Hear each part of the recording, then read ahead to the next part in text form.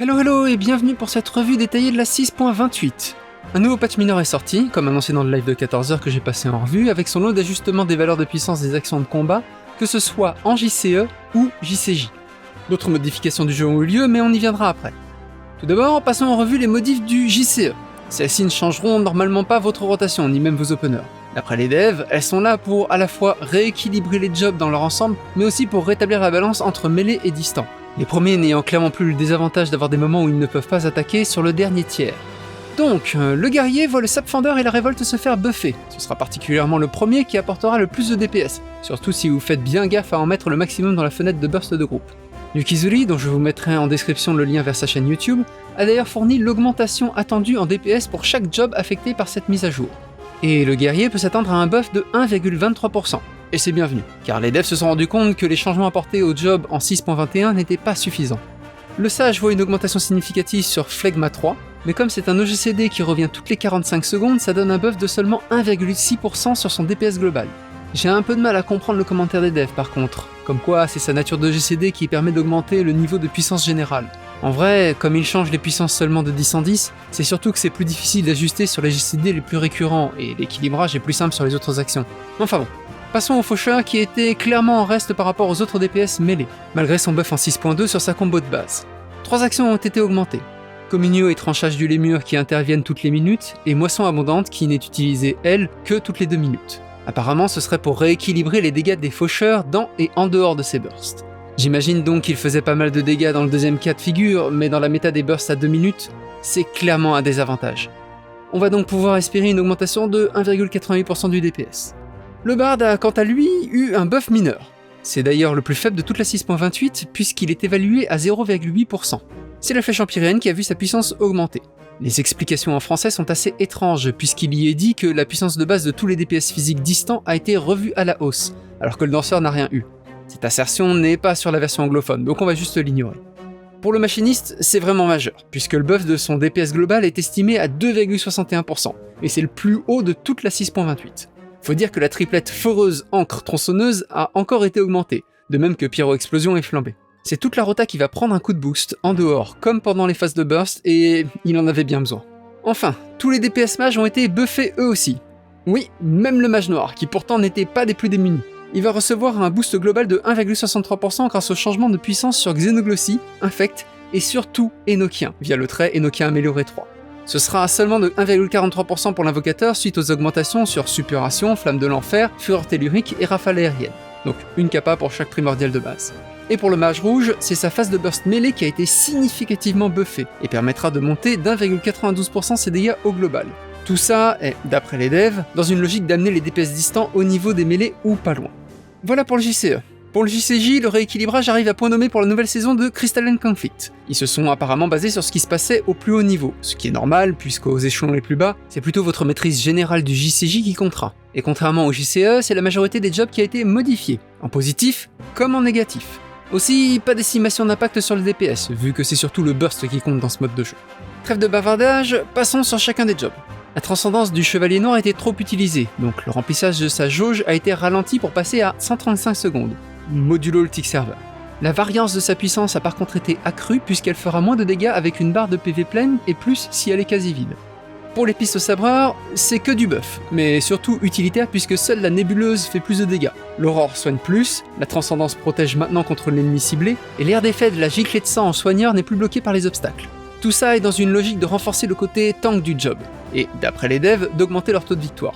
A voir si ça a un réel impact. Le mage blanc s'est fait nerfer par contre, puisque 2 de leurs sorts d'attaque ont vu leur portée réduite de 5 yalms. Oui, miracle de la nature, c'est maintenant 10 yalms, et va falloir prendre vraiment plus de risques pour faire des dégâts. Mais bon, le job avait un taux de victoire vraiment élevé, donc c'est logique. L'astro a une modif similaire à la giclée de sang du pisto, puisque les murs de bloc plus s'écartent. Et c'est tout, mais c'est déjà pas mal. Le moine s'est fait buffer 2 actions sur les 7 de sa combo de base pour la rendre plus efficace et récompenser les joueurs qui arrivent à foncer correctement sur l'ennemi et à rester au corps à corps. La réduction du temps de recharge de l'énigme de la Terre est là pour, Dixit, rendre les moines plus efficaces en première ligne. Et c'est sûr que ça va les inciter à aller dans la mêlée plus souvent et à faire des trous dans les lignes ennemies. Le ninja au contraire était trop bon en défense, notamment pour fuir, et la dissimulation de Shukuchi ainsi que la vitesse de déplacement de Fluton ont été nerfés. Les moines justement apprécieront. Passons au DPS distant, car tous ont été ajustés. le bard est moins ralenti pendant le temps de cast de son attaque de base. Pareil pour le machiniste qui a eu en plus un autre buff sous la forme d'une augmentation du temps de debuff donné par la tourelle. Et d'ailleurs, au moment de poser celle-ci, vous aurez maintenant une cible au sol dont la taille correspondra à l'aire d'effet du mortier.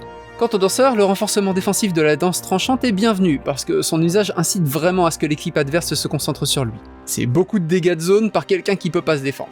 Et pour finir, 2 des DPS mages ont été nerfés, le mage noir n'ayant plus de réduction de dégâts pris pendant sa transcendance. Ce pour augmenter le risque de la lancer. Et le mage rouge voyant ses buffs de soins, dégâts et protection durer moins longtemps ou avoir moins de puissance, les devs pensant qu'éreintage et barrière anti-magie étaient trop forts. Mais dans la même logique que pour le Pisto et l'Astro, ces 2 actions ne sont maintenant plus bloquées par les obstacles.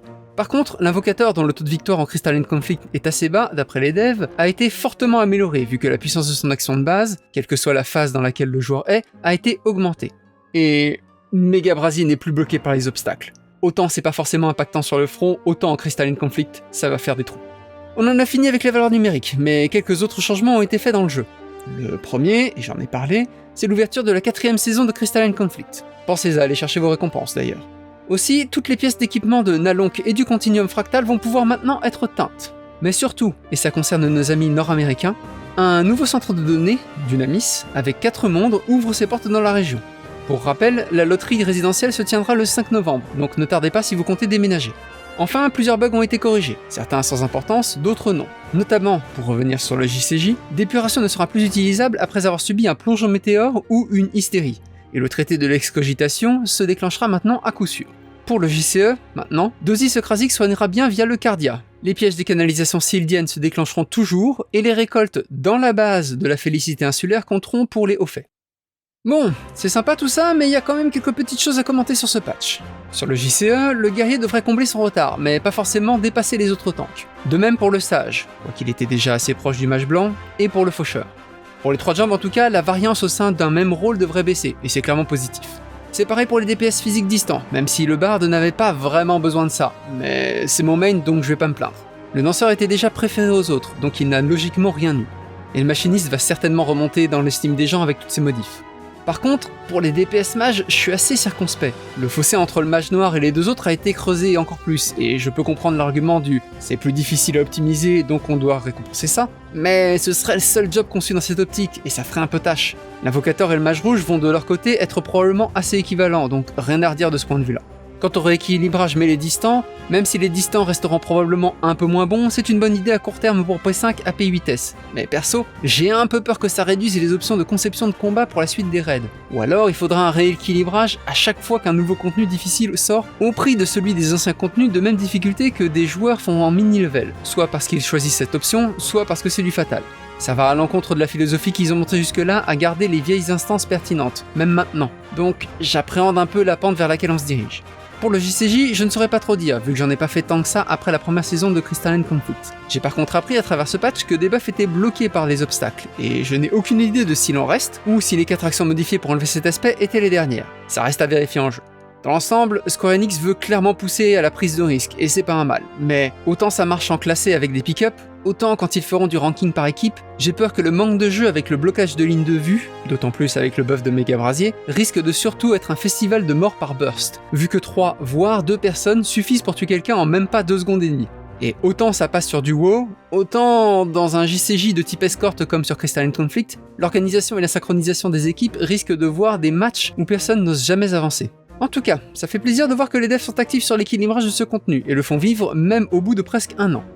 Enfin, pour les derniers éléments, pas grand chose à ajouter. Je suis curieux de savoir comment le nouveau centre va se peupler, surtout qu'il n'y a que 4 mondes, ce qui n'est pas super attrayant en termes d'économie, mais bon, je pense que c'est une considération assez mineure parmi les joueurs.